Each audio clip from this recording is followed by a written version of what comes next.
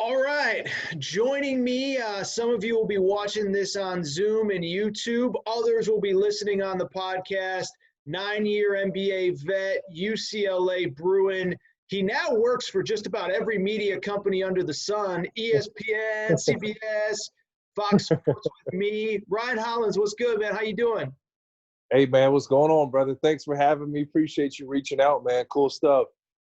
I appreciate you joining me. First of all, like I said, for people watching on Zoom, Ryan's got the PS4 going here. But what have you been doing, man? I mean, you're a guy that, literally, and I mean this in a sincere way. Every time I flip on the TV, you're covering, I live in LA, so you're covering Clippers games, college, the NBA, ESPN, First Take. How have you just been spending this time? Because I'm guessing between your playing career and your very quickly emerging media career, you probably haven't had this much downtime in a while.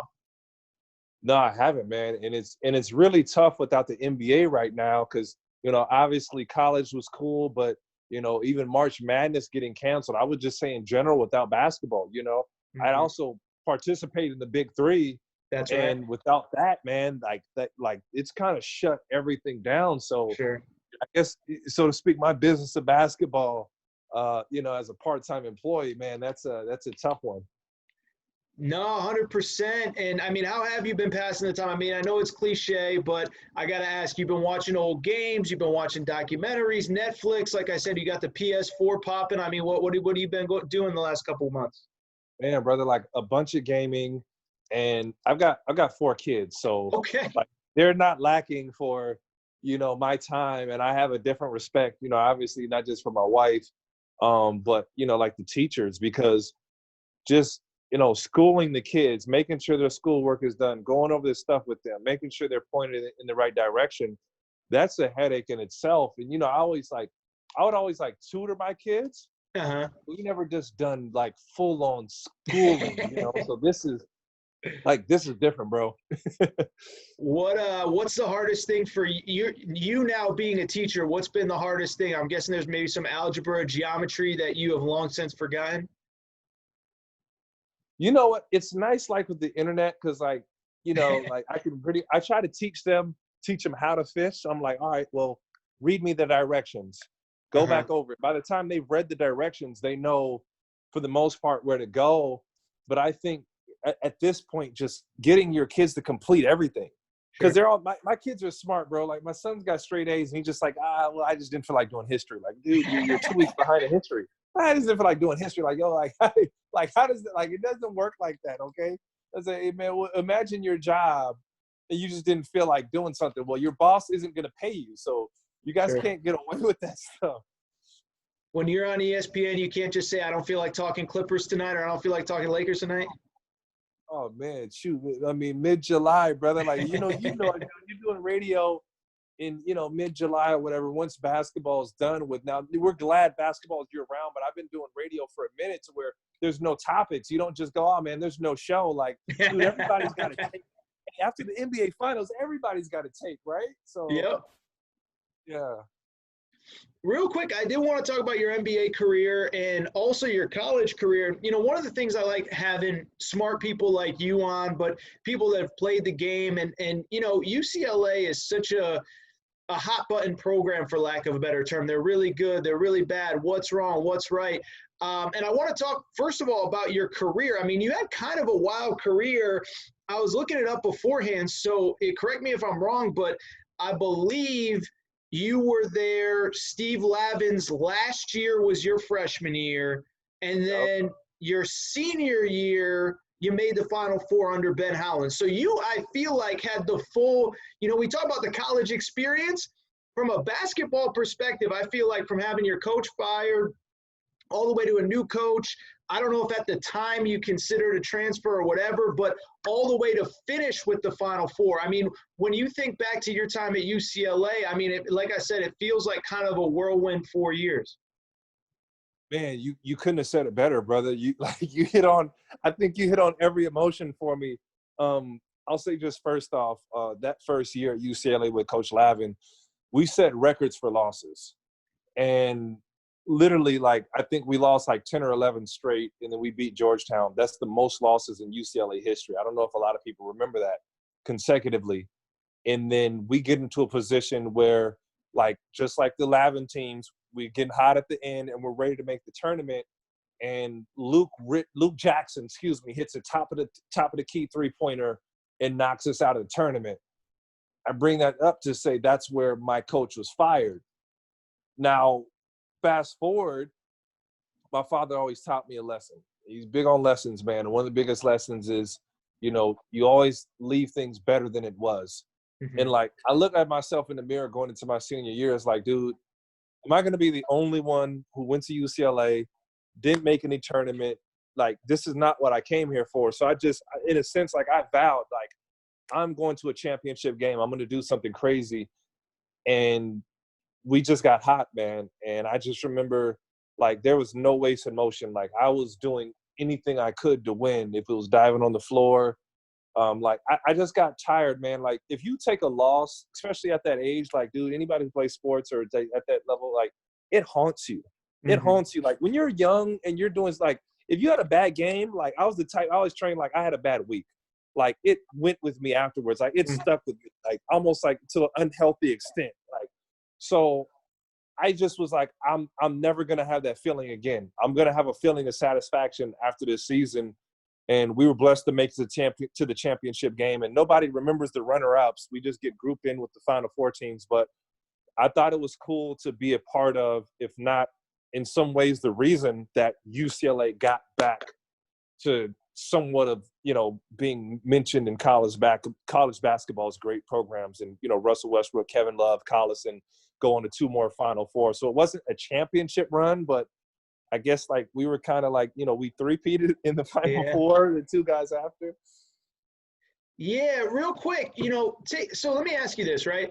I think that there is a negative perception in general on West Coast college hoops. Now, we know the West Coast produce a lot of great NBA players, but I will say I think that some of the East Coast schools, North Carolina, Duke, whatever, they look down of, they don't take college basketball seriously out there. What is it like to wear those 4 letters across your chest in LA? Because I live here, and listen, I understand that there's a lot of options. We were talking about a minute ago, Lakers, Clippers. Now there's the Rams, USC, all that stuff. But I also live here, and I was here, and I was at the games when Lonzo was playing well. I was at the games this year when Mick Cronin had things rolling, and people do care. So just for the fan that says, UCLA, they're a brand from the past. People don't care. They don't respect it the way they used to. Take it. What is it like to wear those 4 letters in this city? Man, I just got chills. Like, there's nothing like those 4 letters.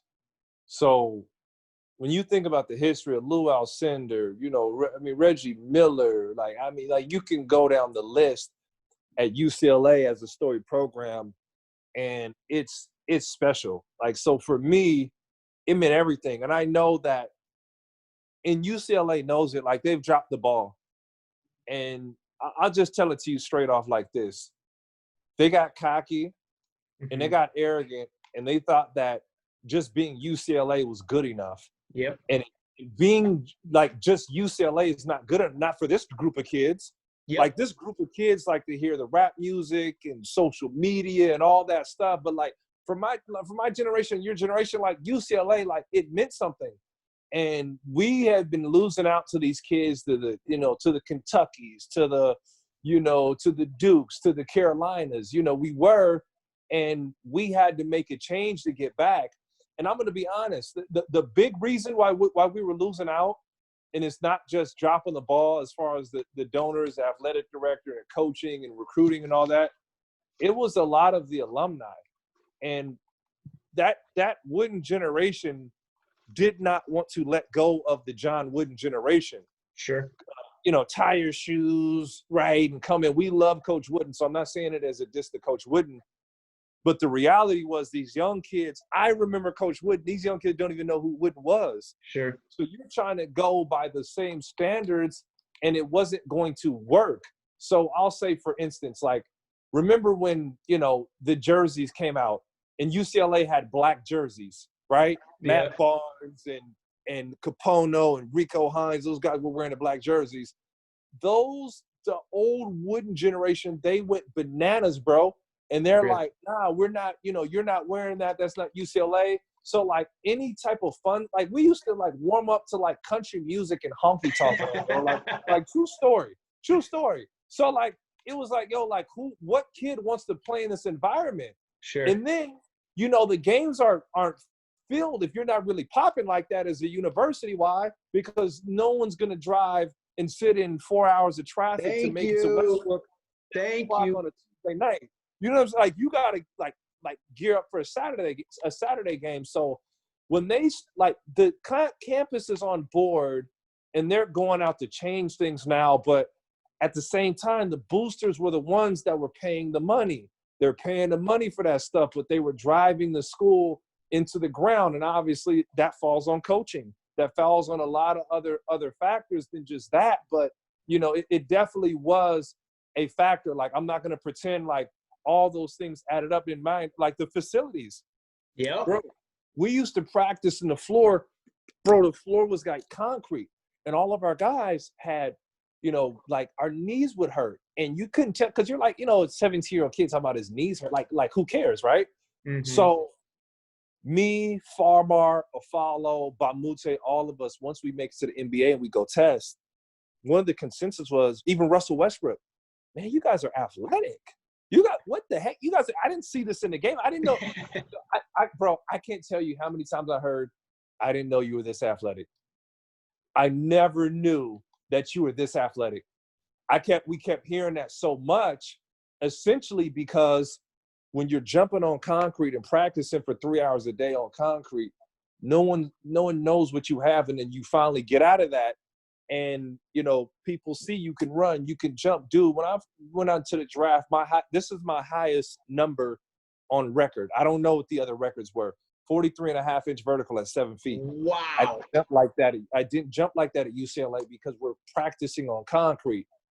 Fast forward now, they fixed the floor. Fast forward now, they've changed the facilities around. They, Russell Westbrook and Kevin, those guys, made sacrifices to the program. But, like all that stuff is huge, man. Like, dude, you can't get away from that. But now UCLA is catching up. So, like, dude, for instance, like, let's say I take a visit to Duke. Then I go to UCLA and they got like they don't even have their own locker room, or like the locker room. Like, what? Like, bro, I'm going to Duke. I'm going to like Texas, Oklahoma. Like, those schools are like, there's almost like a professional program. Yeah. So, we're on par now to compete from a financial standpoint, but we just weren't doing enough at that level. Sure. No, and it's really funny. I've said this on this show is, Steve Alford and I, I've interviewed him a bunch. I've said a lot about him, some good, some bad. I think there were reasons that he struggled, but I remember talking to him and he would be like, Aaron, you would not believe how much stress that I have just trying to figure out where we're going to practice, when we're going to practice. If there's a volleyball game at Pauley Pavilion, if there's a career fair at Pauley Pavilion, I got to practice at 9 at night or 8 in the morning or whatever. And I always use this fact. Grand Canyon University out in Arizona had a basketball-only practice facility before UCLA. And I don't think a lot of people realize how far behind they were in all those facilities and amenities, like you said. Yeah, no, it really said a lot. And it spoke volumes, and it just tells you like how serious are you about basketball? Mm-hmm. How serious are y'all about basketball? And you see those questions answered in the wrong way. But like I said, I'm so glad that Russell and Kevin, they put forth their money to go ahead and put that up, and they're not the sole donors in that project, but they really put on for the university, and like it's paying off. It is absolutely paying off. So I thought, for what they did, like it was just really cool and much needed. And, it's about time, but you're going to start seeing those rewards in recruiting. And it may not be this year, it may not be next year, but that's going to continue to move forward. The value of what they did. And then like names like Kevin Love and Russell Westbrook, like those are big, because you lose connections with the Baron Davises of the world in recruiting and stuff like that. And like, you want Barron on board with recruiting. Please don't tell me like Kevin Durant's not making calls for Texas and stuff like that. Like, Sure. you have to maintain the alumni relationships. And that's what UCLA also got really poor at. But I'm glad that, like, there are people there trying to do things right. Like, I can speak for a fact, like, Mick Cronin is trying to, like, do things the right way. Mm-hmm. And he's going to get UCLA back where it should be. Like, I know it for a fact because he's got no ego. He's positive. And, like, he'll invite a guy to – I mean, heck, I watched film with our guys this year and just talked about something simple, rolling to the basket, something like that. And, I'm nobody, but it was like, no, you're a Bruin. You're a big part of the program, So I think little things like that go volumes on guys like Mick Cronin, why he's going to have a lot of success there. He's very selfless in his approach. Yeah, I've spent a little time around him since he got to the city about a year ago. I'm trying to get him on this show. There's been some hiccups the last couple months, but yeah, it sounds like you're really impressed by what you saw both on the court and behind the scenes this first year. I am, man. And, it's funny. Like, I would, me and Coach would even talk after the game. And I remember, man, I forget what game it was. We lost. It was the stinker, but, like, we weren't supposed to lose. And I watched Tiger and somebody else. And they went out and they picked up full court. They harassed the ball, even though the game was over, until the end. And it wasn't fouling, but it was like they played through the whistle. And we were trained to play through the whistle. Credit Big Ben Howland and Lavin. And it seems like something little. When you're down, you keep playing. And our guys fought. And I text Coach after, and I said, we were losing at the time. I said, Coach, I couldn't be more proud to be a Bruin. The way our guys are fighting, I know we're going to be all right. And you saw the way we got hot. But, Mick is instilling the correct values at the right – like, it seems small, but, like, hey, share the basketball, cheer for your teammates, make the selfless play, move it around. When you get the ball, be aggressive, make a good play. Like, he's doing the right things, if that makes sense, and it's going to pay off. To me, it already is.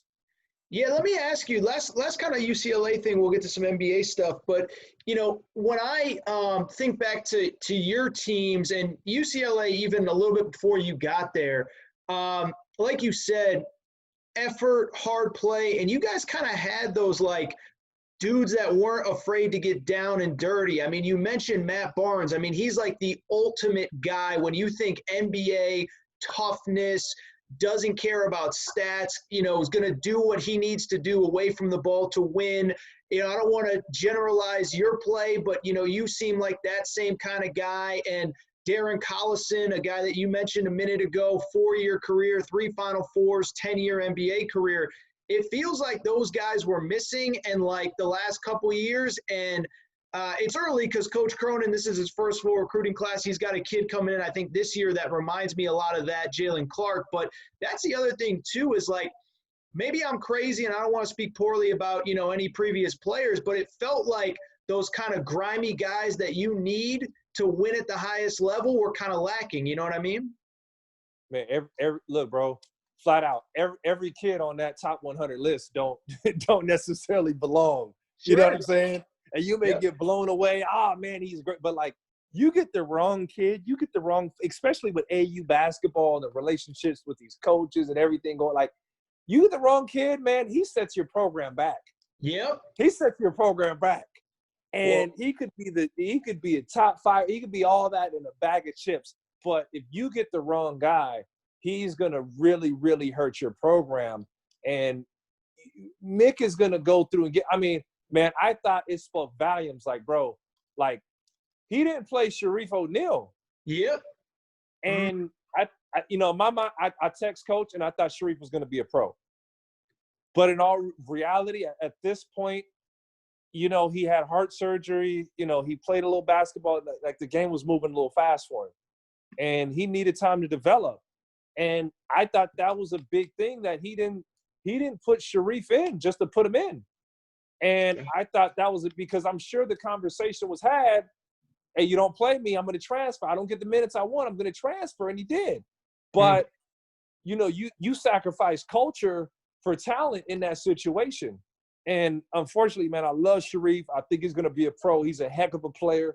the world is his. If you watch him, he's a physical specimen, but he had to get on the same program with Coach, and he didn't. Now forgive me, I don't know the ins and outs, but I thought that was a move where, Coach wasn't willing to sacrifice wins for putting a player who's extremely, talented and has a lot of upside, but at the same time wasn't quite ready yet. Sure. Last question on UCLA. I was doing some research. So you were part of that Adam Morrison crying game. I hate to be rude to Adam Morrison, but they've been playing that game a lot these last couple months, obviously with no actual live sports on. Very iconic college basketball game for people who probably don't remember the details. You guys were down, I think, 17 in the first half, and I want to say something like 11 or 12 with 4 minutes to go. What do you remember about that game? Because like I said, I think it's one that a lot of people, they at least remember how it ended, but you were on the court, you hit a couple big free throws late, which ultimately helped you guys get that win. Man, that game, if it ever makes sense, I don't know if you've ever had a moment that described your life like that game. Mm-hmm. You ever felt like you were down 17 points in your life? Sure. You know what I'm saying? Yeah. I felt like it epitomized my career, my time at UCLA, that nothing was going to be easy. My coach was fired. My basketball game wasn't up to par. I was on the bench. I felt like that game for me and Cedric Bozeman, it just spoke, that first half just spoke about everything we went through. And we got to a point where there wasn't some great speech, bro. There wasn't a big halftime deal. It was just I'm going to fight. I'm getting chills right now. I'm going to fight because I've been fighting. Mm-hmm. I'm going to fight because I've been fighting, and I don't know anything else. And it came together. And in that second half, the game plan went out the window. And I say the game plan went out the window because Ben Howland, love him or hate him, he's one of the best at creating a game plan. He's one of the best at creating a game plan and boxing you in completely.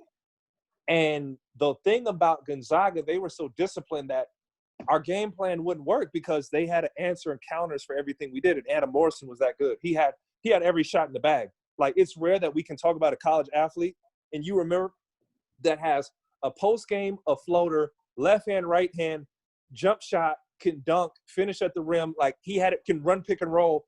It wasn't put him in pick and rolls and he'll struggle because his handle isn't great. Adam Morrison had everything, for those who forget, and he went off, and we just had to old school grit up and just go guard him, bro. And to me, that just spoke to who we were. That spoke to who we were, everything about that game. I'll never forget how it happened and how it went down because how hard it was, man. And I think to fight back and just to be backs against the wall, that's what really, really sticks out to me with that game. That's what really, really stuck out to me with that. And when we came back, bro, I mean, I don't know if you saw, and I'll walk you through this. So at the end of the game, everyone was quiet because they didn't know what had happened. And I don't know if you remember, Rubio hits a shot at the top of the key. He hits a three-pointer, and everybody thought it was over. And when he hit that three, their fans let out that "it's finally" cheer. They let out that finally, that cheer was yo, we're moving on. And they could smell it. We didn't have the same reaction, but it was dang, good shot. When the game ended, everybody was silent. You could hear a pin drop in the stadium. You could literally hear a pin drop. And one of the things was, not only could you hear a pin drop, people were looking around what was happening. Then out of nowhere, the entire arena just erupts. People start cheering, hugging, high-fiving. It goes insane. Me and Cedric Bozeman, we lock arms and we're walking around. Me and Ced, it was caveman talk, bro. We don't say one thing to each other. we're just screaming. And there's actually a picture of me and him walking around, and he's got this like this smug look on his face. And me and Said are just walking around, and I'll never forget that moment because it was just like me and him, it was a certain language, like, yo, like we're here. And as we walked around cheering, everybody's erupting. It was just, it's a moment you honestly, like you cannot simulate. You cannot simulate it. And that's what it was like after the game. And when Adam Morrison was on the floor, before we celebrated, me and Sed went over and we picked up Adam Morrison. And I wanted Adam Morrison to know that he had nothing to hang his hat on and that he was going to be a star for a very long time in the NBA. And for me, I saw him crying, but I wanted to tell him how good and how great of a player he was. And Aaron came over because I knew, to me, I couldn't even fully celebrate because I knew how easily that was going to be me on the floor crying. My senior year in basketball was over with, and was crazy. Like, you've seen the Dove commercial. They show it like a million times. But, like, to me, he was so good. Like, dude, you can't hang your head. Like, just life happens, Adam. And we go on to be teammates, in Charlotte. He was the 3rd pick. I was the 50th, to the Bobcats. Dude, Pete, why? Well, that's a good segue to the NBA then, because I was going to ask you another question about Morrison. But real quick, so I did some math in my head. I could be wrong on this. When you got to the NBA, was Jordan the owner of the Charlotte franchise? He wasn't the owner, but he was the acting president. Okay. So I was drafted by Michael Jordan. Okay. Yeah, I was drafted by Michael, and it was like one of the coolest things ever. Like getting on the phone draft night, like, hey, it's Michael Jordan. Like, what? Yeah. It was crazy, bro. Do you have any of those, like, he overhears you talking crap and he challenged you to one-on-one or anything crazy like that? You see anything like that? Man, honestly, I wasn't, maybe because I'm not a wing, I wasn't invited, but he was still decently fresh off of playing, and he came down with Gerald Wallace, Richard, I don't know what, Jason Richardson. I don't know how him and Richard Jefferson. I think I get dyslexic or whatever with those two, if that's the right word. They played a game of one-on-one, and I wasn't invited. They kind of played after practice, and of course, Michael plays Michael's rules. He's just fouling, grabbing, holding, to compete, then limits the dribbles, and it's like, dude, you got the greatest footwork in history, so that's an L. Sure. So. That's all I remember from playing wise, but was wild. The first time I had a conversation with Mike, the first time I saw Mike, one of the big knocks on Mike at that time was that Mike wasn't around enough, and he wasn't really around that year to be running basketball operations. And Michael would chill, he walked in practice one day, and bro, I swear to you, he was glowing. I had never been starstruck in my life. And Michael walked into practice over on the side of, on the other side of the end while we were practicing.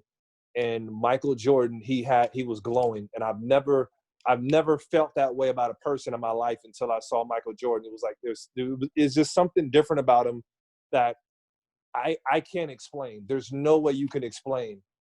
And that's the first time I saw him. And, kind of said what I said to him. I go, hey, Mike, man, what I got to do to get on Team Jordan, And he said, he looks at me and he's like, yo, Ryan, you're a shoe whore. you wear Adidas, you wear Reebok, you wear everything. I'm not pulling you to Team Jordan. So I thought that was a funny moment. But, like, he was joking, but I was like, nah, I was serious. Like, yo, like, let me hop on Team Jordan, Mike. So that doesn't happen. But I remember the first time we really, really talked, I walk into the office, and he calls me into the office. We have these, like, player exit meetings or whatever they were, like, weird thing.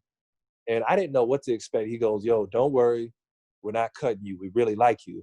Nice. And, like, I kind of didn't even know that players went into the office to get cut at the time. I was so young. Sure. But I was like, cool. But, like, it was like, bro, it was like a scene out of the Twilight Zone. And Michael was like, yo, I really like your game. You jump high, you run. He told me that the way I jump, because I'm incredibly athletic, he said that I reminded him of Larry Nance, the way I could jump and kind of glide. He was like, you know, you're like a big guard, the way you move, you're fluid, your athleticism, it's different. And he was like, you know, I see you playing the 4 and the 5 for us, because there was like power forwards back at that time. You know, you didn't just get stuck at center if you were athletic. And I remember like being in a trance hearing Michael Jordan compliment my basketball game. I'm like, all right, y'all can't tell me nothing. Like, I was so humbled by that. Like, it was one of the coolest things I can ever like think in my entire life, bro. Like ever. So, you know, hearing that from him was amazing. And the one thing I took from Michael, when you sit down and talk with him, he's so humble. He's such a student of the game, and he's very perceptive. He's incredibly perceptive to everything going on. And when Michael played, I see why he had the success, because he was calculating every single moment. He had a scouting report. He had an awareness of where everyone was supposed to be. Michael was on a different wavelength. Michael, Kobe, LeBron, those guys are on different wavelengths than the rest of us like regular NBA players. So I think to talk to him and hear him break my game down like that, you know, it's funny, people say he's a bad GM or whatever like that.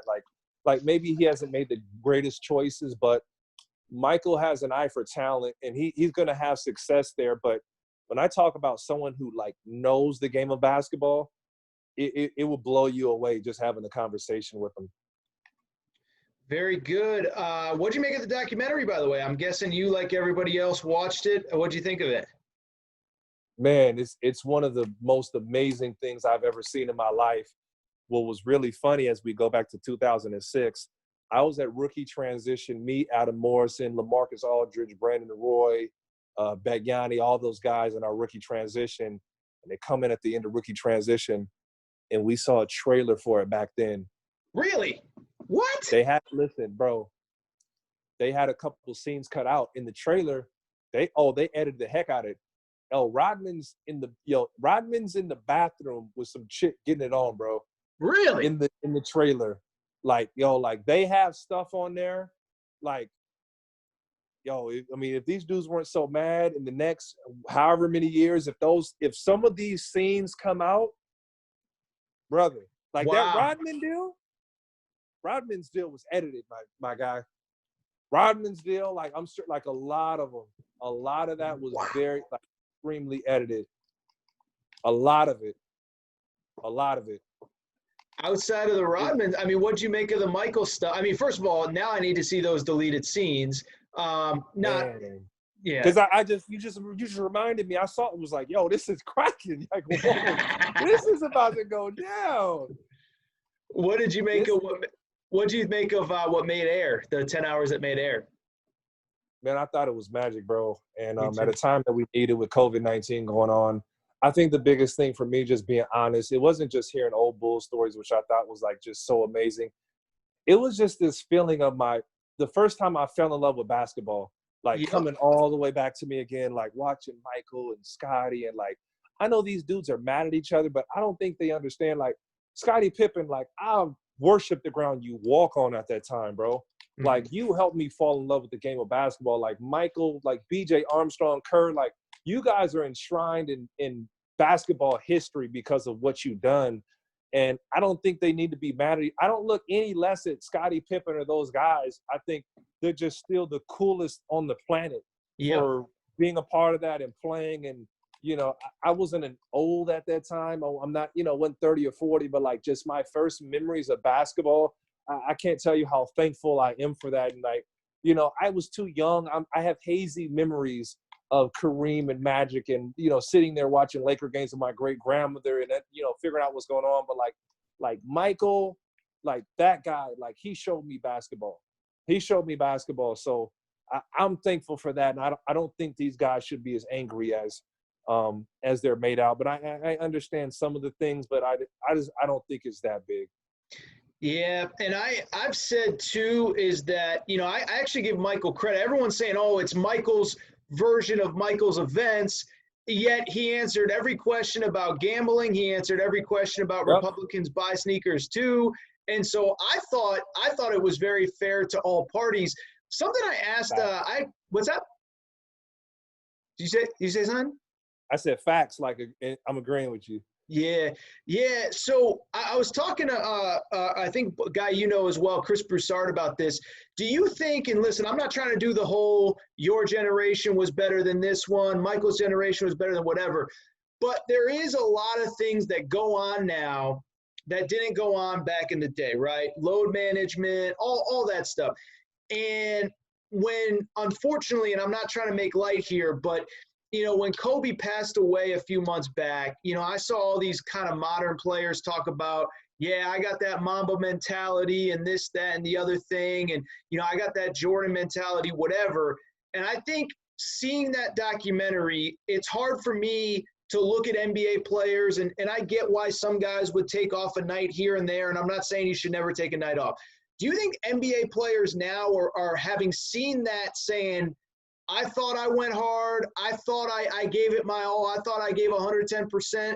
But after seeing what Michael went through, do you think players have a different perspective on either how hard they're working or how tough their road is or anything like that after seeing the MJ documentary? I think that I think a lot of guys are having a wake-up call. Really? What comes to mind is even like LeBron James. I think LeBron James, is going to kick into gear a little bit and go, I really wasn't on my grind the way I thought, okay, let's love of the game, just beyond everything, love of the game. I think it challenged everybody's love of the game of basketball, I believe. And it's funny when you talk about Mamba mentality and a lot of those things, all right, take your phone and delete every number out of it. You know what I'm saying? Yeah. Take your work habits and where you're, sitting around playing video games or going to the club or, on the phone, you go get in the gym or you go work on your game or you get in the weight room and you commit the next 15 years or whatever your life to it. Guys aren't trying to do that, bro. Yep. Guys are not trying to do that. So, when you talk about a Mamba mentality or a Jordan mentality, that's a whole different breed. That's a conversation for another day for a lot of these guys. Sure. It is, because it's not for everybody. And you got to come to the grips can you do it as graceful as Kobe? To where, when Kobe figured it out, Kobe was like, Lakers and family. Everything else is Lakers and family. Everything else is gone. Literally. And that's what he cut out. And I'm intrigued to see how it trickles down. Now, when I think about load management, as you brought it up, those guys played at a different pace that we played at. Sure. And you would literally injure yourself trying to play that hard. You would injure yourself playing, because the cardio within today's NBA game is so much different than what those guys do cardio-wise. We're playing at 110, 120-point pace. You pull a hamstring trying to play defense. Not to say that you shouldn't defend, but it's a completely different animal that you're seeing, in today's NBA versus then, where I understand, the physicality, was on another level. But, this is just completely different the way they play now. Sure. But I think there's a lot of soft moments where, I don't know if the players are softer or smarter. Guys understand their brand. So getting ready to get traded, do I need to go crazy before the trade deadline? I don't know. Do I need to stick on my team forever? Should I be doing these things? Players now have minds, and everybody wants to scrutinize these guys, they move around and play for, 8 different teams. Yeah, because it's a smart thing to do. Sure. It's a smart thing. Player movement makes sense. So there's a bit of me, I think I'm torn, where I think guys need to be tougher in certain situations. But now players are realistic. I mean, hell, bro, Larry Bird ended his career paving his mother's driveway. Old school values and mentality. I didn't know that. Larry Bird, people would have died to do that for Larry Bird. Larry, I'll be there at 7 sharp. What would he And he went out. That's how gangster Larry Bird was. And tried to pave his mother's driveway by himself. try to pave his mother's driveway by himself, you know? Sure. Last question, I'll let you go. I don't know exactly when this will run, but as we record here, it looks like the NBA is coming back. It looks like it's going to be in Orlando, Wide World of Sports. As you and I talk, we don't know, are there going to be regular season games? Is it going to go straight to the playoffs? When is it going to start? How long is training camp going to be? Just general thoughts on where we are right now with this current season, what's going to happen going forward. It feels like we're going to get a championship. It's obviously unprecedented, but just your thoughts on where we're at right now. Man, from a player's perspective, I hope they're being professionals and working out right now. Yep. And staying as in shape as they can. For a number of players, this is an opportunity to go make money because everybody's not going to be in shape. Everybody's not going to be working. And I know they'll have to allow players a certain amount of time so that they can go through a training camp or whatnot. I know teams are, hitting up their players and, kind of letting them know to start making their way back. I believe we like you said, we will get a champion. And I believe it's really, really going to be in the best interest of those veteran squads, of the Lakers, of the Clippers, even Milwaukee. Outside of Giannis, they've got a lot of veterans around him. It's going to be really in the interest of those guys. And I know as NBA facilities are starting to open up, and as long as these guys are COVID-free, I would assume they're in there working. So I'm really, really excited to get the NBA back. And I thought, at first it was kind of cool, like they got a rest, it's time off, cool, we don't need to go back. And you go like, we thought it was cool at first, but this kind of isn't cool because this is affecting the players' money. So with that in hand, they need to get back out, and it's affecting TV deals and a lot of other things that we don't want to lose. So even though this may be an uncomfortable time for the NBA, they got to get back out, bro. Very good. Ryan Hollins. Dude, this was fun, man. I think we've traded DMs before. I've gone on Fox Sports Radio when you've hosted. I want to say you've maybe come on my show once or twice, but dude, it was fun, man. I'm glad we got to talk a little hoop. I appreciate the time. Oh, man, anytime, my guy, man. Big fan, bro. Keep it up, man. I know how hard it is, man. So, no, I appreciate you putting in the work. Ryan Hollins. Follow him on Twitter @TheRyanHollins. We will speak soon, my man. All right, brother.